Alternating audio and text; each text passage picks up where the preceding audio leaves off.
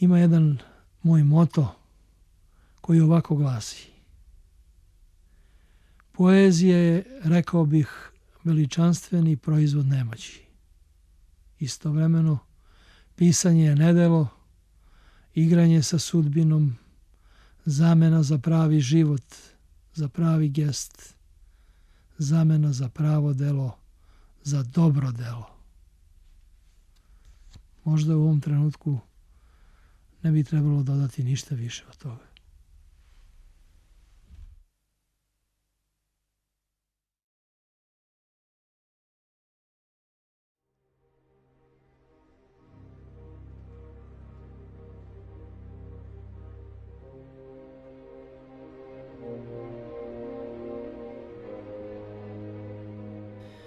Ja nosim svetlosni oklop. Ja nosim svetlosni oklop, začaran prolazim ispod slapova vremena. Ja svetlosni snop udevam, prelamam u snu. Podamnom suva trava gori i stare novine pretvaraju se u večni plamen. Omađijan prolazim i dodirujem stvari. Ja povezujem stvari udaljene i tuđe. Kroz svetlosni oklop ne razaznajem udarce, samo ih trpim.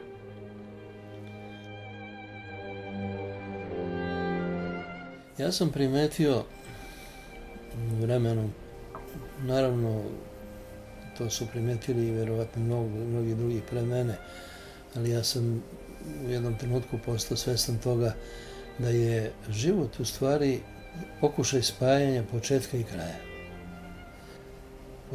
Spajanje ljudskog rođenja sa smrću u jednu celinu. Ali to spajanje je faktički spajanje dve polarizovane stvari. Sad, ta polarizacija donosi taj raskol i čovjek se u stvari batrga celog svog života da nadvlada taj raskol i da spoji te dve dijametralno suprotne stvari, rođenje i smrt.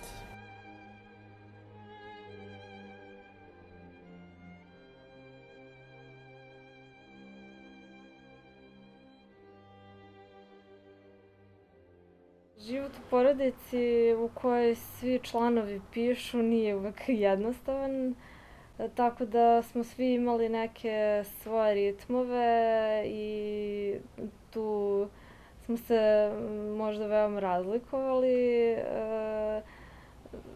Ne znam šta imaš ti da kažeš na to, ali mislim da što se Ivana tiče da je njegovo omiljeno doba dana za pisanje u stvari bio onaj početak dana, to jest noć, kada smo svi mi ostali uglavnom spavali i kada je on imao taj neki svoj prostor i svoj svet i kada je u potpunosti mogao da ima svoju intimu.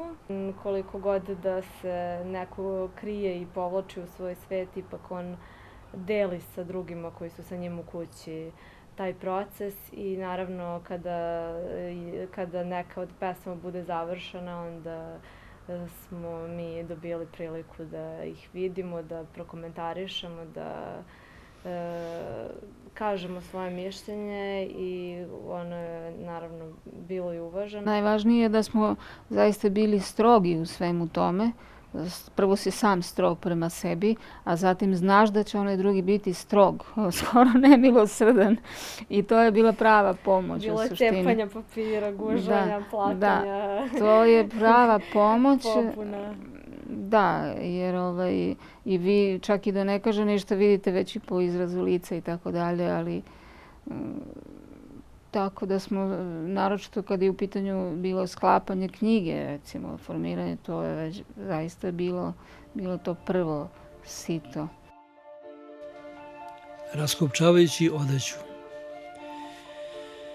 Raskopčavajući odeću, naiđoh nenadano na srce. Malo, puno ožiljaka, ali istrajno u damaranju. Istetovirano kao mišica, razgolićeno, zatečeno u bludu, Stiskalo se i otvaralo kao pesnica, kao da se snažilo ljubavlju u robcu. Probijajući ledenu barijeru, nedaleko od vulkana Erebusa, na zaleđenoj dubini od 3000 metara, Scottova polarna ekspedicija naišla je na srce okeana, 1000-godišnju amforu ispunjenu ljudskom krvlju.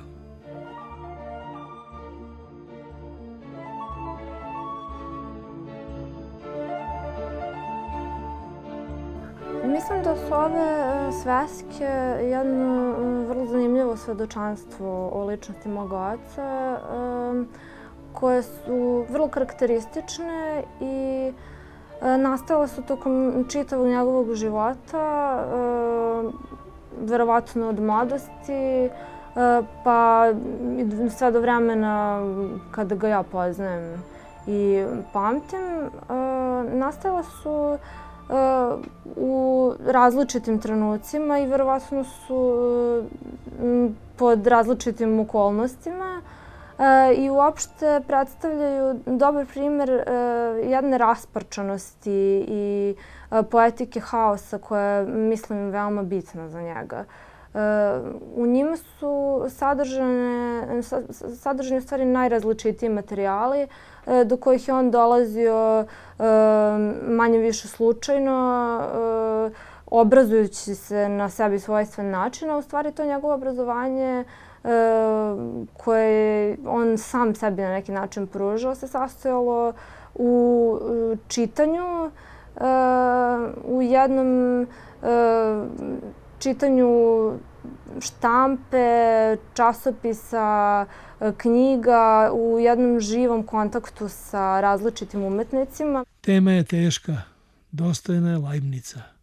Priroda koja se bez zazora ustremljivala čoveku u oči, iznenada se predala. Reči, glas ljudski, samo su ohlađeni deo opšteg bola. Sa svakim okretom žrvnja postaneš jači, postaješ jači što je noć crnja. Fosili, brojevi i monade, mnogo znanja zakopano je u dubinu pamćenja. Pesnici skupljaju misterije, čudesa, tušta i tma. Ptičice zoblju odbačene stihove i duše padaju u pakao tako gusto kao da pada sneg. Munja, koja je nekad slobodno lutala svetom, pripitomljena kao konj, pas ili mačka, prede privezana za kućni prag. Ja sam imala prilike da vidim kako teče taj proces nastajanja. To je bio na neki način težak, mukotrpan posao u kome verovatno mnogi ljudi ne bi ni istrajali. Ali on je uspevao da u svemu tome, u tim kutijama prepunim novina, isačaka koji su, kao što sam pomenula, najrazličitije prirode, da u svemu tome nađe neki red i da napravi celinu od nečega što zapravo na prvi pogled nije koherentno. Međutim, mi ipak na kraju kao rezultat dobijemo neku celinu i možda baš u tome i jeste značaj takvog pristupa stvarima. Mislim da je veoma važno da se prihvati rasparčanost, da se haos kao takav prihvati jednostavno. Jer mislim da ovo nije samo pokušaj sređivanja haosa, kako je on govorio, već da je to neka vrsta života u haosu. Moj unutarnji svet je haotičan. Pisanjem ga sređujem, osmišljavam, disciplinujem. Pisanje je, dakle, početak uvođenja reda u haos. Ali avaj i red je početak haosa.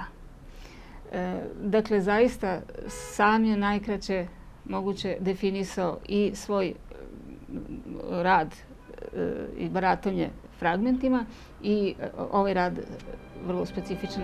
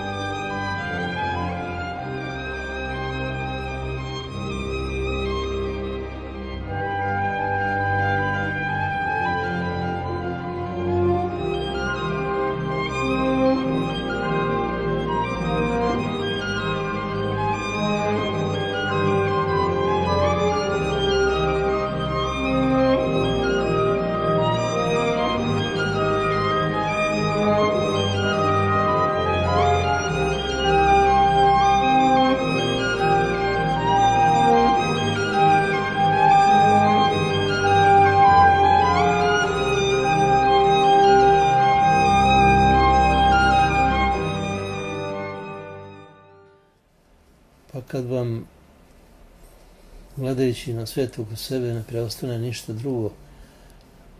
Ostaje vam humor prožet revoltom zbog toga što je taj svet takav. Verovatno je to, tu leži poreklo tog revolta. A što se tiče humora,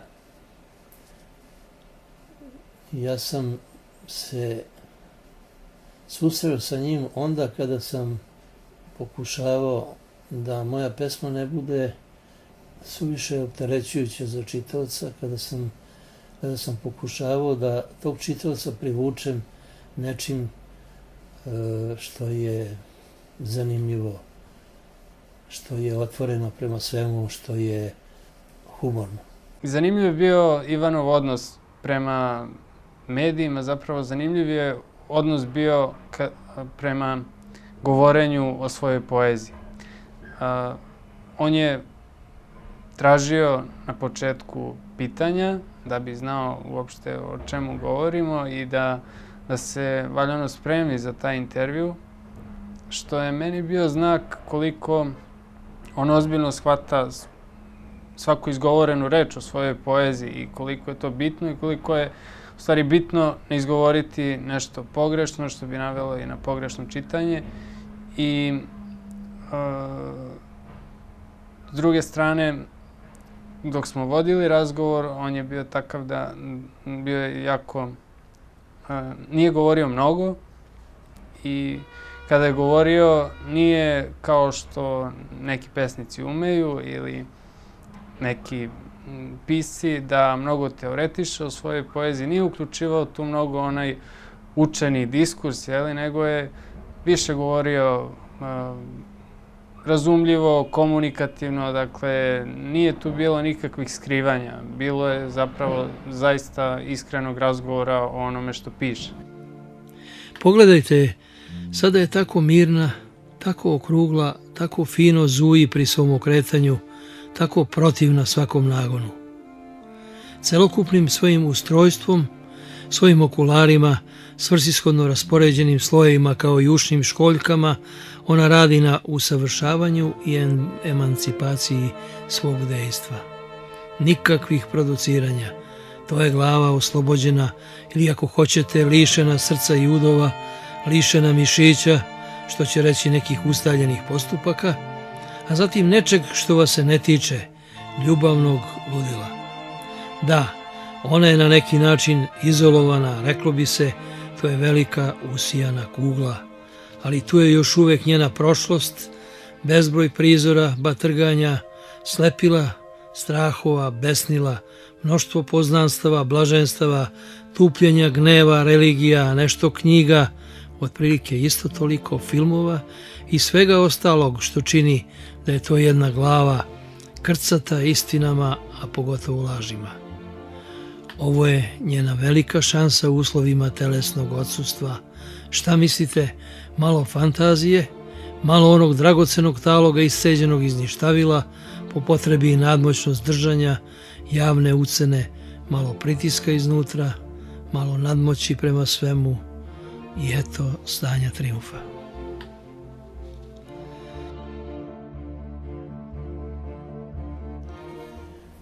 Pa ja živim u uverenju da sve moje pesme imaju nešto zajedničko. Videlo se to ili ne videlo. Već po tome što ja jesam možda menjao način pristupa pesmi, ali ja sam se nisam mnogo menjao. Prema tome, ako sam ja bio to tkivo kroz koje je ta materija trebala da prođe, ona je uvijek prolazila kroz isto tkivo.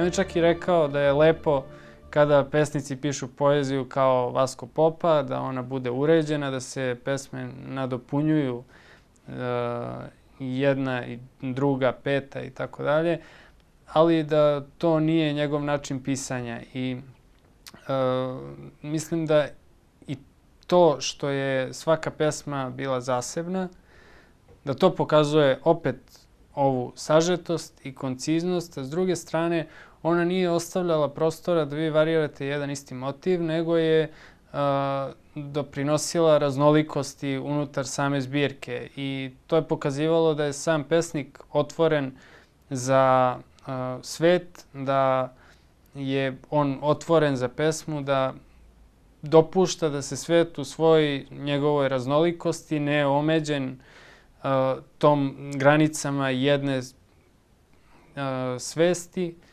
da se on projavi u pesmi, a opet na neki autentičan način, jer je sve to prolazilo kroz njegovo tkivo, prosto njegov pesnički osjećaj. Žreci su valjda gore, jer u oblacima već drhte plave munje. Inače, nerev je na nebu, zvezde se otkidaju, s pljuskom padaju u vodu. Iza polarnih krajeva sviće, kompas otkazuje poslušnost, magnetna igla pravi gluposti, brod proviđenje vuče za sobom svetlost nadnaravne dužine. Mornari ropću, u očajanju prizivaju priču o Isusu navinu, Isus naredi suncu da se zaustavi. Nebo u ulozi velikog ekrana, na njemu se ogledaju senke slučajnih figura. Originali svih slika nalaze se negde daleko. Vazdušno prostranstvo leži između originala i kopije. Ogledala mora rastavljena na slojeve različite gustine. Žreci proveravaju ogledala prinoseći ih grebenima. Grebeni postaju visoki talasi postaju grebeni. Iza polarnih krajeva sviće. Budimo se na dnu vazdušnog okeana. Nije mu niko to zamerao, ali je on osjećao da je to sad, šta je sad to, da li je on manjkav ako on ne piše knjige, nego piše pesmu kao poseban čin, posebno ostvarenje. Dok kada treba formirati knjigu, on ima problema, treba to sad nekako napraviti, nekakav novi sistem. Ali on je zaista pesnik pesama i ja nikada nisam vidjela u tome nedostatak, naprotiv. Prosto je to takav poetski izraz, takav pesnički rukopis i pokušavala sam da mu ublažim u izvesnom smislu problem koji je imao u tom pogledu. Nalazeći da je to vrlina. Pišem svaku pesmu zasebno, bez ičega pre i bez ičega posle nje. I da samo vodim brigu o tome da ona unutar sebe bude čista, pročišćena, da ima svoju dosljedno sprovedenu arhitektoniku, da ima svoj efekat negde u svom finalu, a da na svom početku ima nešto, rekao bih, zanimljivo, nešto golicavo što će privući čitavca. Trčaću dovek. Trčaću neprestano izbacujući iz sebe čudesne oblike krikova. Trčaću ponad reči, preko kilometarskih rečenica, suv i krt, veliki i jak, lak i mek. U počasnom krugu nailazit ću na svoje ostatke na atletskoj stazi. Najzad leći ću u krevet na kome spavaju oči. Spavaću. Trčaću, trajaću dovek.